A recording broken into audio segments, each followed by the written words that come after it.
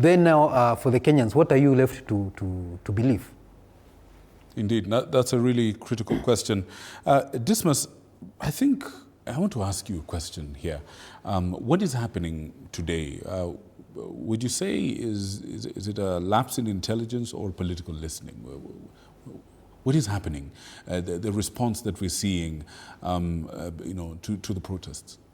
Well, it goes back to what we said earlier on about character in leadership. Mm-hmm. That when you are a leader, you must, with humility, accept that you don't know everything, mm-hmm. that you are not Archimedes, you are not a genius. Right. And even if you're Archimedes and you're a genius, Aristotle, or any of these, Albert Einstein, right. you must have the courtesy mm-hmm. to listen to divergent views and positions. Mm-hmm. Because every human being in this world has got interests and aspirations. And right. you've been elected into public office, you must pay attention to what the voters want. Listen to the interests and aspirations, and then come up with a proposal or a manifesto which carries along everybody. If you leave anybody behind, then you cause a room for resentment, like what is happening today. And technically speaking, what is happening today is not even a demonstration against anything, but it is some sort of a remembrance of the people who perished last year. Mm-hmm. So people just wanted to know that there were some Gen Z, some young men and women who died because of protests. Because they wanted solid leadership, they were addressing critical governance issues. Mm-hmm. And what you've raised around the directive from the Communication Authority, it points to the need of responsibility amongst all key actors. The legacy media in Kenya is responsible enough to know what kind of content to air that does not offend Article 33. We're bound by rules and 34. Yeah.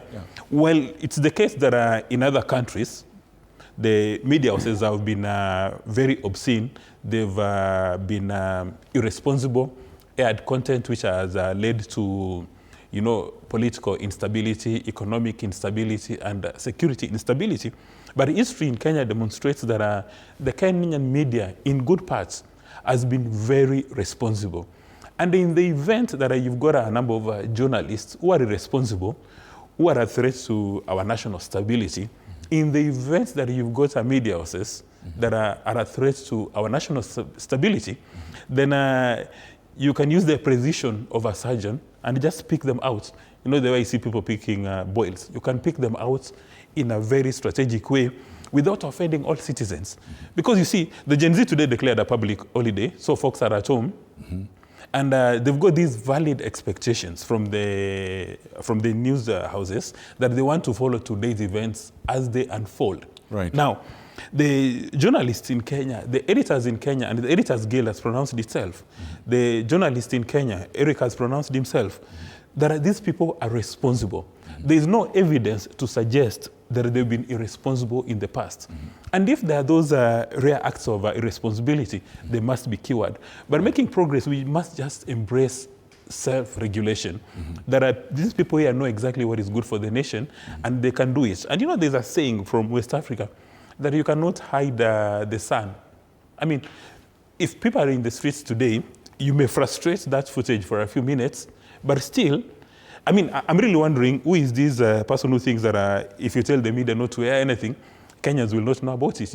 Anybody in Kenya today with a smartphone essentially has got a media house, so they're going to air this footage. Right. However, in doing so, we must guard ourselves from misinformation and disinformation. Because it's very clear that misinformation and disinformation, the two, in fact, are a threat to our national stability. And with AI, young people, old people can produce a lot of content, which is, this is a street saying, this content is actually more original than the original content, yes. And people can easily believe it because of maybe the levels of media literacy in Kenya. But at the end of the day, we can talk till the cows come back home. But if we do not place a premium in character, because when you're a leader with character, it means you have to engage in stakeholder consultation. Part of the reason why people went to the streets last year is the key stakeholders felt that they were left out. And you may remember that a few days ago, the chairman of the finance committee, mm-hmm. who is one of the reasons as to why people went to the streets last year, with alacrity proclaimed that submissions sent via email were going to be treated as spam. Right. I mean, I sit down, I've got a view on this finance bill. I produce a document, I send it to the National Assembly, and the chairman of this committee, with guts, looking at the nation in the face, says, we are going to treat it as spam. And the National Assembly has invited us, has said, you can come in person, or you can send us an email, right, or you can send a document via the post office, right, you can even send a courier. And then the chairman, with guts, says, we are going to treat that one as spam. Those are the questions you are asking, lessons learned. Dismus, as we digest what you're saying, I'm informed now that the President and the former Prime Minister, who have been attending a funeral in Kilifi County of the late father to the current governor, Mr. Mungaro, that they have pronounced themselves on this matter. They've made a comment on the matter of the protests. Allow us to go there and just have a listen to what was said just now from the President and the former Prime Minister. Leo sitaki kusema siasa, lakini mambo mawili nataka niseme. Maana yake tuko hapa sasa, najua Wakenya wengine wako barabarani hapa na pale, na hiyo ni haki ya kila mtu. Haki ya kusema kama mambo hayaendi vizuri, unaweza kujitokeza na ukafanya maandamano. Maandamano imehalalishwa na katiba yetu, lakini maandamano yanataka kufanyika kwa njia ya amani. Sisi tulikuwa tunafanya maandamano miaka miwili iliyopita, na tulikuwa tunasema tunataka kufanya maandamano ya amani, lakini ubaya ni kwamba tulipokuwa